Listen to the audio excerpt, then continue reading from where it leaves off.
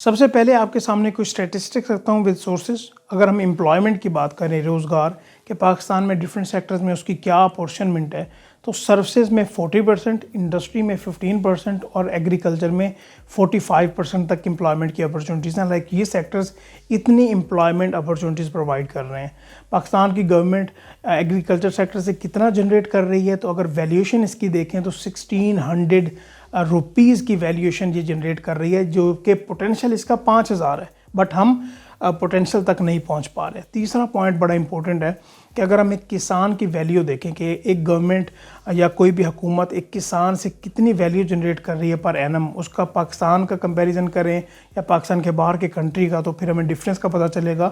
Pakistan $1000 per annum value generate کر رہا ہے ایک فارمر سے، اور وہی آسٹریلیا کے ساتھ کمپیریزن کریں تو $52,000+ بنتے ہیں، جو کہ ایک کسان سے ایگریکلچر سیکٹر میں آسٹریلیا جنریٹ کر رہا ہے. تو یہ کچھ 3 اسٹیٹسٹکس میں نے آپ کے سامنے رکھے ہیں.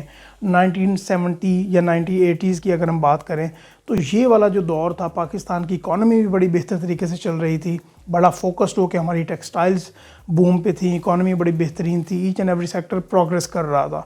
تو پھر ایسی کئی وجوہات بنی جس کو ہم آج ڈسکس نہیں کرنے والے، کہ پولیٹیکل تھی، ہمارا فوکس نہیں تھا، اس کے بعد اکانومی کے اوپر ہم دوسرے کی جنگیں لڑتے رہے اور لونز پہ لونز ہم اٹھاتے رہے. ایکچولی آج ہم یہ دیکھیں گے کہ ہمارے پاس سولوشنز کیا ہیں جو ہماری اکانومی کا حال ہو گیا ہوا ہے. لائک ہم فلی ڈیپینڈنٹ ہو گئے ہیں قرضوں پہ، اور ہمارا سرکولر ڈیٹ کو دیکھ لیں، ہماری امپورٹس کو دیکھ لیں، ایکسپورٹس کو دیکھ لیں. جو باقی کنٹریز ہیں، اگر بنگلہ دیش کو دیکھیں تو وہ ہر منتھ ہر سال وہ اپنا ریکارڈ بناتا ہے کہ پچھلے مہینے سے زیادہ ان کی ایکسپورٹس ہوتی ہیں اور ان کی امپورٹس کم ہو رہی ہیں. تو ان کی جو زر مبادلہ کے ذخائر ہیں پاکستان سے بہت زیادہ ہیں، حالانکہ وہ پاکستان کا ایک حصہ ہوا کرتا تھا. تو ایکچولی ہم سولوشنز کی بات کریں تو میں آپ کے سامنے کچھ 4 سولوشنز رکھنے والا ہوں، اور یہ بڑے امپورٹنٹ ہوں گے. یہ کی رول ہوگا میں آپ کو بتا دوں. نمبر 1 ایگریکلچر سیکٹر، جس کے اوپر ہماری گورنمنٹ کا، ہمارے کسی بھی پولیٹیکل جو بھی پاور رکھتے ہیں ان کا کوئی فوکس نہیں ہے.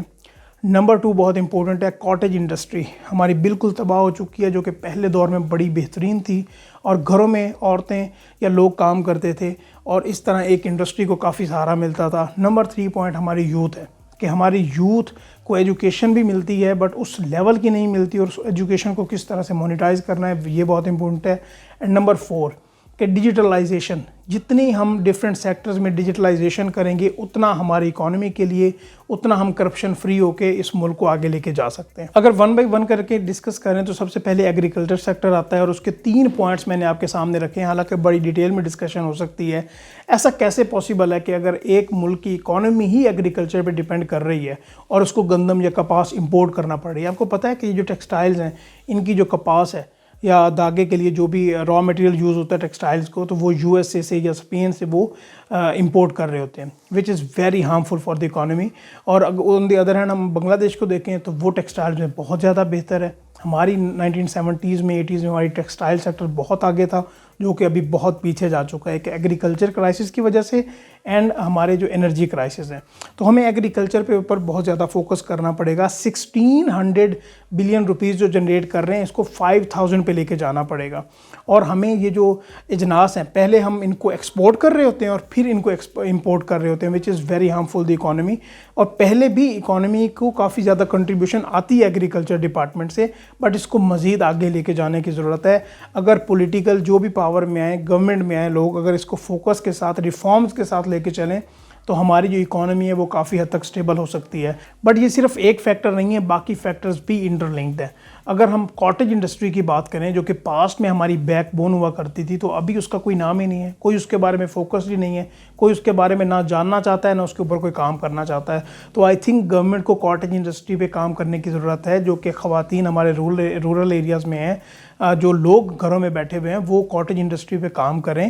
ان کو کوئی روزگار کے یا کچھ اس طرح کے پلانز حکومت دے تاکہ وہ اکانومی کا حصہ بنیں اور ہماری جو ایکسپورٹس ہیں اس سے زیادہ بہتر ہو سکیں.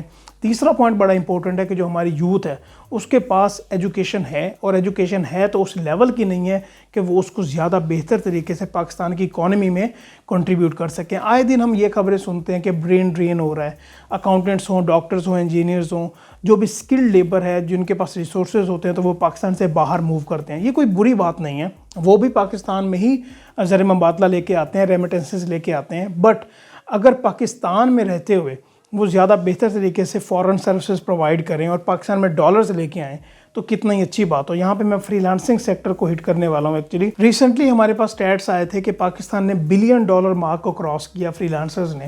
تو اگر پاکستان کی گورنمنٹ اور پاکستان کے جو اپنے یوتھ ہے اگر وہ اس کو سیریسلی لے کے چلے، یہ میم سے مذاق سے باہر نکلے، تو فری لانسنگ انڈسٹری سے وہ اچھے ریونیو جنریٹ کر سکتی ہے، جو کہ ان کے لیے بھی ہیلپ فل ہوگی اور پاکستان کی اکانومی کے لیے بھی۔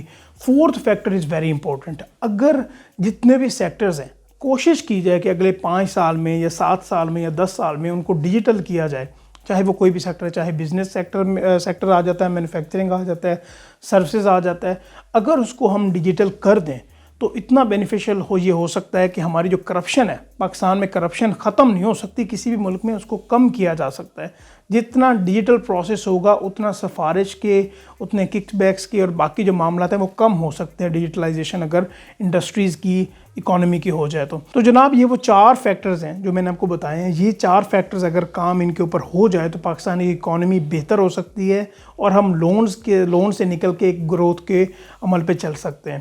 اینڈ موسٹ امپورٹنٹلی میں دوبارہ بتاتا جاؤں کہ پاکستان ایک ایگریکلچر ملک ہے اور ایگریکلچر ہماری بیک بون ہے۔ اگر اس کے اوپر کام ہو جائے تو ہمارے لیے بہت زیادہ آسانی ہو جائے گی، لیکن ہمارے جو پولیٹیشنز ہیں، جو بھی ہمارے پاور میں لوگ آتے ہیں، ان کی پرائیورٹی یہ ہے ہی نہیں۔ ان کی پرائیورٹی ہی ٹوٹل یہ دیکھنا ہے کہ ہمیں امریکہ کی طرف سے کس طرح سے ہم نے لون لینے ہیں، ڈالرز ہمارے پاس کس طرح سے آئیں گے، وچ از ویری انفارچونیٹ۔ تو آئی ہوپ کہ یہ ویلیوبل کنٹینٹ آپ کے لیے ہوگا، تو چینل بھی سبسکرائب کیجیے گا۔ انشاءاللہ ہم نیکسٹ ویڈیوز میں بات کرتے رہیں گے۔ السلام علیکم۔